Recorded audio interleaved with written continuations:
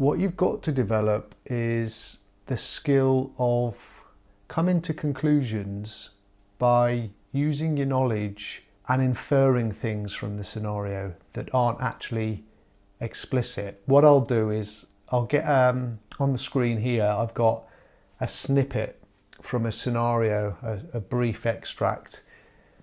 Obviously it's only a couple of sentences. The real scenarios are much, much longer. This is just one little tiny bit of a scenario, but it says this supermarket was listed in the top 10 for sales last year and the store manager wants to do even better this year.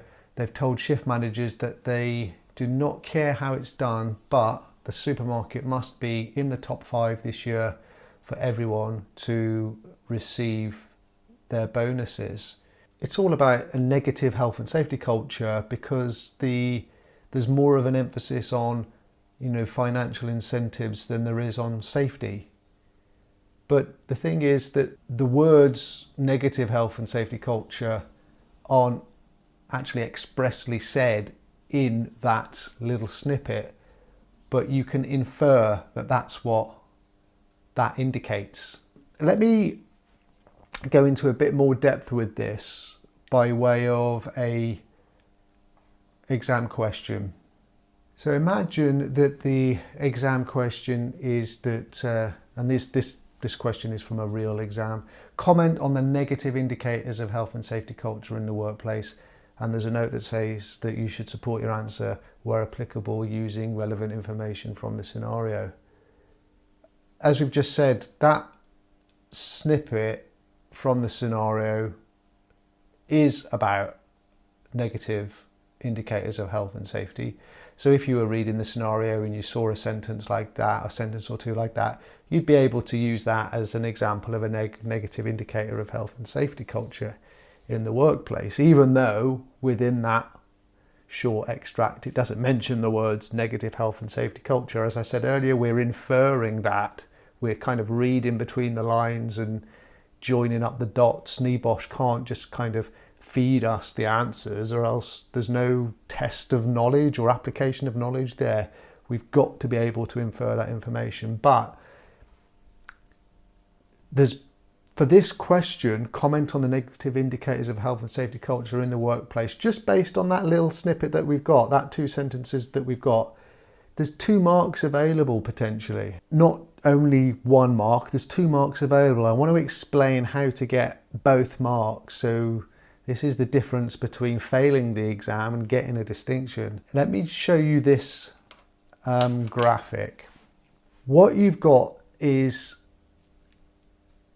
2 axes here on this little graph. You've got the theoretical point.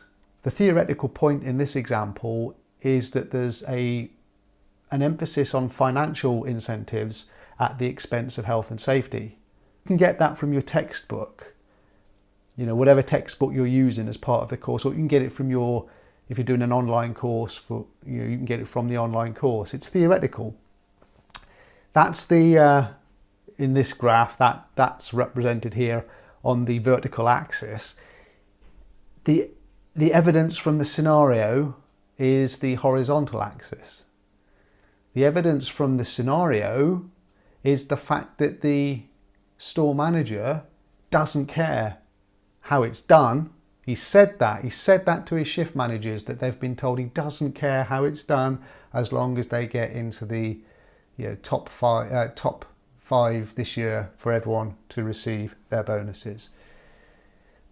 The thing you've got to do is use both. So if you're writing your exam answer and you've got no theoretical points, so this happens when people misinterpret the question and their answer is way off piece, they've gone right off the beaten track with it, and their theoretical point, they don't even make it because they're making it about a question that hasn't even been asked. It's usually when people see a question that they want to be there rather than the question that's actually there. So if your theoretical point is absent and there's no evidence from the scenario, you're going to be in that sort of area, like 0 points, which is not what you want, obviously. But if you make the theoretical points, and I'll just say it again, that the theoretical point is that there is an emphasis on financial incentives at the expense of health and safety. If you make that theoretical point, then you're going to have a theoretical point present. You are going to gain a point for making that theoretical point. Make a point to gain a point, people used to say. But there's actually 2 points available. If you look here, if you use evidence from the scenario, the fact that the store manager said to the shift managers that they don't care how it's done, blah, blah, blah. If your evidence is there, you'll gain a point as well. But if you're just talking about the scenario, but you're not linking it with the fact that financial incentives are being made at the expense of health and safety, and therefore that's a indicator of negative health and safety culture, you'll only gain the 1 point again. Obviously, what you want to do is be in this area to gain maximum amount of points.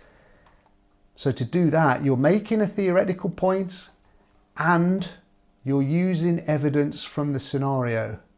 And the examiner, on their mark scheme, will then have the opportunity and the justification that they need to go ahead and give you 2 points.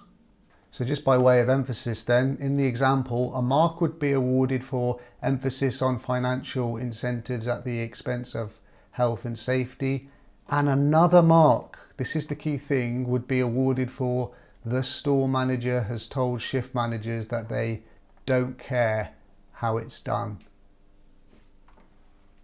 So what you want is to gain a mark for that and a mark for that, which gains you 2 marks out of a possible 2 marks. If you use this technique when you're answering questions, rather than end up with getting 40% and failing the exam, you could end up with double that, i.e. 80%, and get the distinction.